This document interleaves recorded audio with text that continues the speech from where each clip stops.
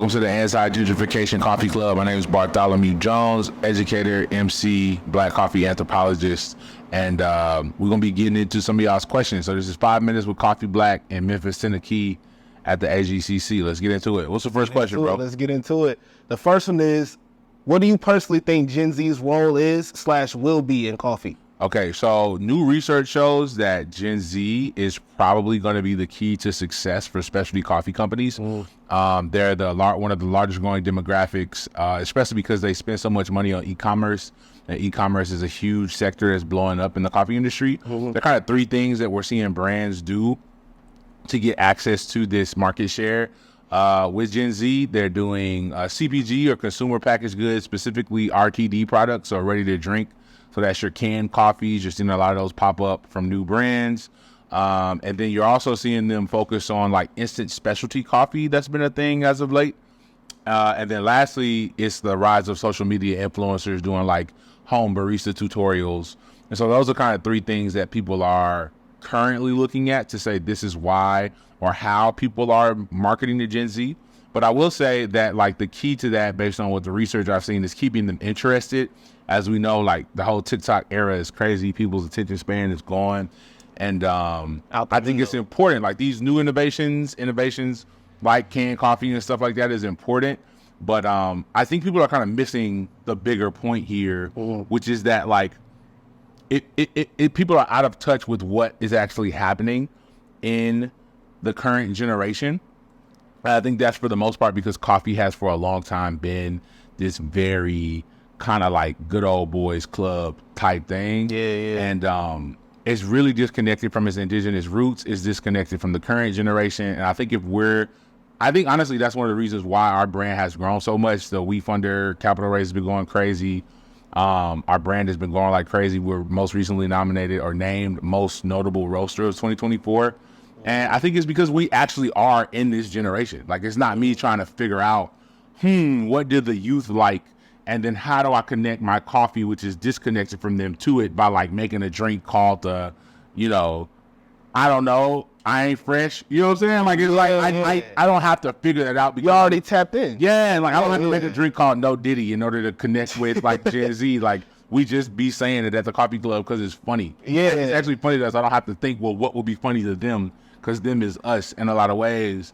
I think a big part of that is because we're based in hip hop. Like hip hop is just a part of our DNA. We're started by a group, a collective in Memphis of artists and educators. And like being that already, those are just our natural notes to be talking to the youth. Because as an educator, that's who I talked to for 10 years. Yeah.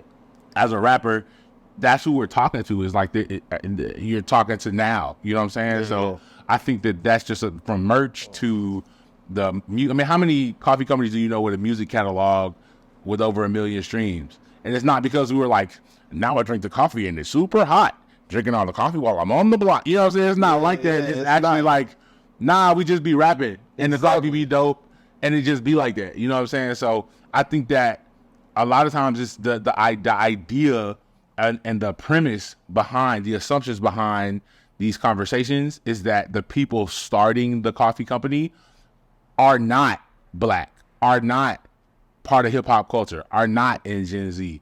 But like the craziest part is if you actually embody that because that's who you are, you don't have to really try. You just make what you think is interesting. You make the things you wish you always had. You find the solutions to the problems you're experiencing yourself. I don't know, maybe that won't be the case in 20 years.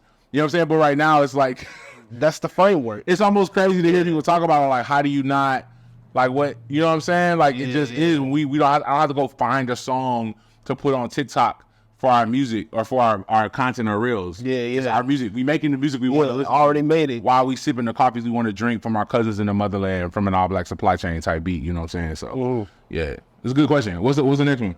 So the next one is, when you look at the landscape of the coffee industry, what do you see that's alarming and almost too disingenuous to connect to Gen Z and the youth's growth and interest in coffee? I already answered that.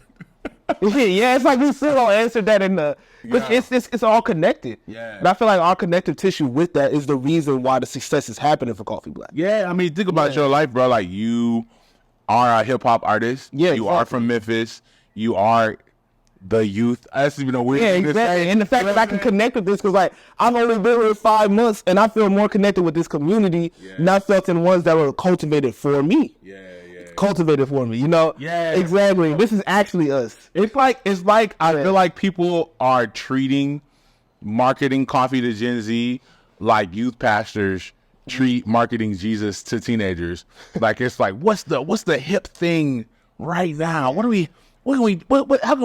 we make a Jesus remix? So He's like, you know what I'm that's saying? the word. Nice. It's like, no. It's like, nah, bro, if you're already in the culture, the things we make are naturally cultural artifacts. After, like, I'm thinking of this, like, hip-hop. Like, when you think about hip-hop, and this will have to be the last question because we run out of time. But if y'all have more questions, put them in the comments. Make sure you like, subscribe, all those things. But, like, for me, when I was, I remember there was a conversation when I was in college and earlier about, like, auto-tune and music from the South. And the conversation about music from the South has been going on a long time, but like it's almost like the vanguard of hip-hop was trying to decide whether or not they were going to like let Southern hip-hop, let R&B in, not R&B, but auto-tune in, you know what I'm saying?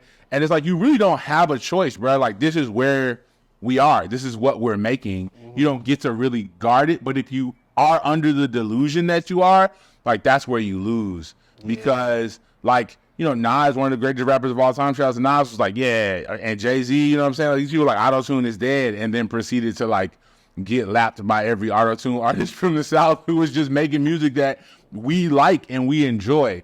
And I think that, like, you have to be at the artist space. And I think the fact that we are artists is a reason why we don't really, like, spend a lot of time trying to figure out. We just make what we enjoy. And I think if you're, like, a legacy coffee company, or you're starting a coffee company where maybe you're removed, it would behoove you to have somebody on your staff that like in a decision-making capacity.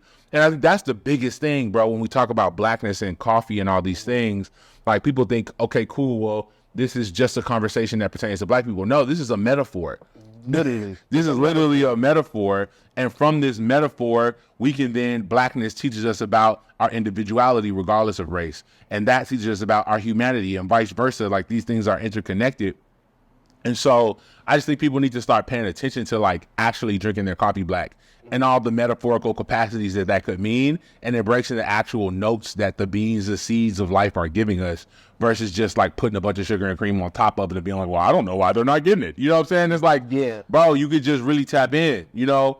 And that's what learning about the Black history of coffee has taught me. That's what the Black history of America and our people has taught us is like, bro, whenever we tap into something, it's already dope. I would definitely say you need somebody black on your staff. You know what I'm saying? No, for sure. Doing it.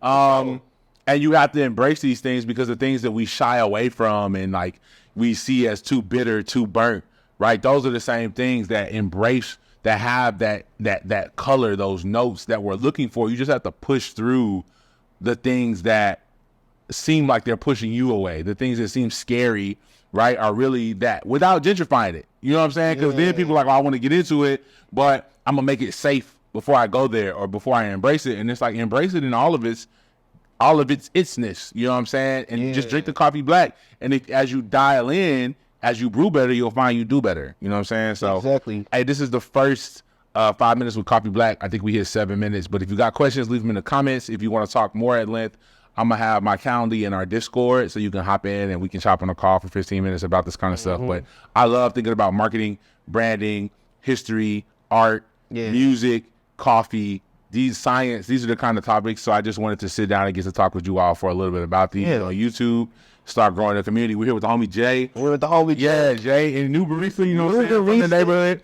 Jay, you got any questions or the comments before we do? My only comment is, if you want some coffee, you know where to go. 761 National. Come on. LARTs. We hip to the soul.